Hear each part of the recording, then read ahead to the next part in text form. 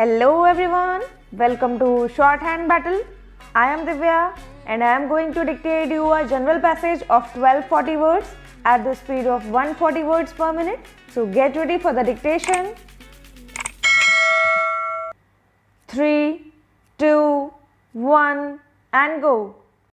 Sir, several questions raised regarding the Defense Ministry and the External Affairs and Irrigation Ministries have been clarified by my colleagues from those ministries. My task, therefore, has been simplified to that extent.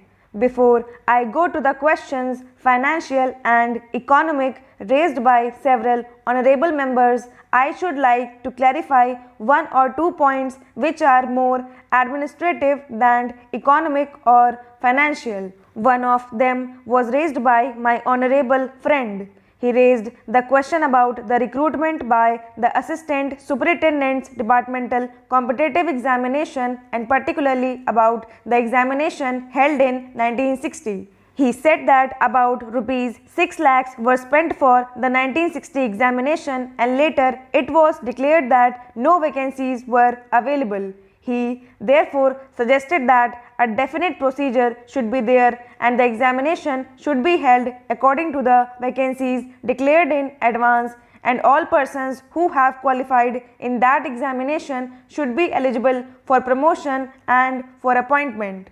Sir, I do not know whether the honorable member knows how these vacancies are filled. He probably refers to the section officer's grade in the Central Secretariat Service. This is filled 50% by direct recruitment and 25% by departmental competitive examination open to the assistants, that is the next lower grade, and the rest 25% by promotion of the assistants on the basis of seniority subject to fitness. The examination, therefore, that he was referring to was a departmental competitive examination for filling 25% of the vacancies.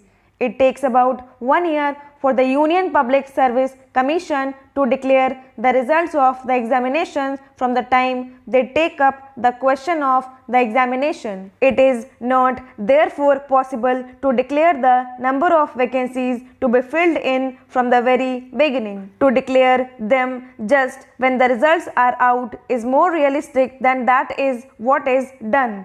Sir, if the examination is treated as qualifying examination, the number of persons who will thus become eligible for appointment will be quite unrelated to the number of vacancies to be filled in, and then the very situation which the honorable member wishes to avoid would arise. It would not then be possible to hold any of the examinations at regular intervals, and promotions against this quota would become very fitful. The honorable member also suggested that the rules for recruitment and promotion etc. should be uniform from all ministries whether participating in the Central Secretariat Service scheme or not. It must be, and this is so except for the Ministry of External Affairs and the Railways. These have different rules, but these rules are very much similar and there is not much difference.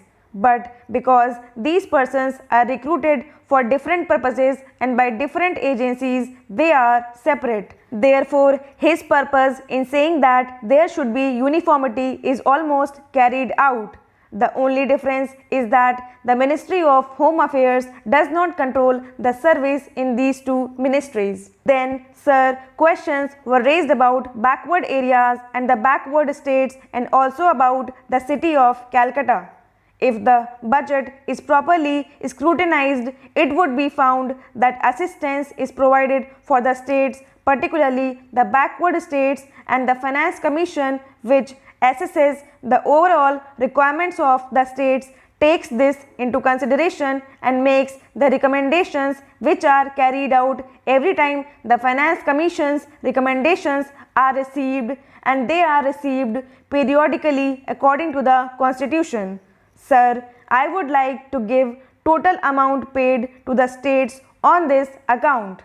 The main objective of planning is to create conditions in which living standards are raised in a sufficiently reasonable level and all citizens are given full and equal opportunity for growth and service. The plan seeks to provide a balanced emphasis on increase in production and employment. The development plans are thus accepted as the means for ensuring equitable development in the field of social services. There is no reason to suppose that the needs of the less fortunate or prosperous states are being neglected, but it would not be proper to expect that all these differences could be wiped out immediately. It must be seen whether we are going towards the very end or not. We are deliberately going towards that end, and we hope and trust that in course of time these inequalities would be wiped out. If not completely wiped out, at any rate they would be lessened. My honorable friend complained about inadequate provision included in the plan for meeting the growing requirements of the city of Calcutta, where even the basic services like water supply, sewage disposal and drainage were not being augmented, and that the central government was not enthusiastic about solving these difficulties.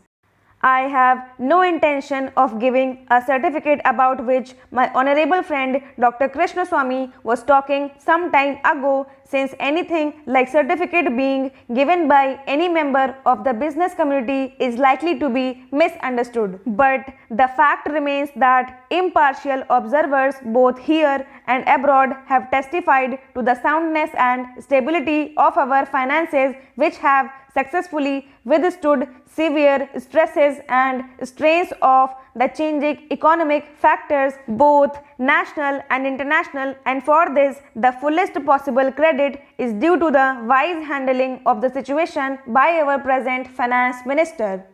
There have been criticisms on both sides. Some have described the budget as pro-big business, as something which has brought about a boom in the stock exchange, and as something which has brought about satisfaction in the business circles. The fact is that if there has been any satisfaction, it has been due purely to negative features of the budget and not because any positive relief in any direction has been given to the business or industry. It is true that there were certain fears in the minds of the business community that in view of the expanding and growing needs of the center, the finance minister might resort to certain further additional taxation, and since those fears were not realized, there has been some slight recovery in certain stock exchanges, but that does not in the least mean that whatever relief and legitimate relief was due to the business and industrial community has received any adequate response from the finance minister. We have got to face the fact that we are at present engaged in the process of development. People who talk about UK and USA conveniently forget that these are the most highly industrialized countries in the world, and our taxation system, so long as we are engaged in expanding and building our economy, must be adjusted and linked with the requirements of the expanding economy and should not be compared with the high taxation levels that may be prevalent in UK and USA. Friends have talked about unemployment, but whether the raising of the direct taxation levels will in any way mitigate unemployment is a question that should be considered. If the finance minister gives substantial relief in direct taxation, I think that might lead to an acceleration in the pace of development. Stop.